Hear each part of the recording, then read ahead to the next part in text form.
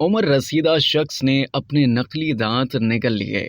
سعودی عرب میں ایک معمر شخص کی اس وقت طبیعت بگڑ گئی جب اس نے غلطی سے اپنے نقلی دانت نکل لیے، جس کے باعث انہیں مدینہ منورہ کے کنگ سلمان میڈیکل سٹی کے ایمرجنسی ڈپارٹمنٹ منتقل کیا گیا۔ ڈاکٹروں کے مطابق 70 سالہ مریض کی غذائی نالی کے درمیان ان کے مصنوعی دانت پھنس گئے تھے۔ ضروری ایکس رے اور طبی معائنے کے بعد غذائی نالی کے درمیان میں دانتوں کی موجودگی ظاہر ہوئی۔ اس کیس سے فوری نمٹنے کے لیے مختلف محکموں سے میڈیکل ٹیم کو بلایا گیا۔ مدینہ ہیلتھ کاکس نے بتایا کہ نقلی دانت غذائی نالی میں پھنس جانے کی وجہ سے مریض کو سینے میں شدید درد کی شکایت تھی، جس کی وجہ سے وہ کچھ بھی نگلنے سے قاصر ہو گیا تھا۔ میڈیکل ٹیم اوپری معدے کی اینڈوسکوپی کے ذریعے نقلی دانت نکالنے میں کامیاب ہو گئی، جس کے بعد اسپتال میں مریض کی دیکھ بھال کی گئی اور مریض صحت یاب ہو کر اسپتال سے ڈسچارج ہو کر واپس گھر چلا گیا۔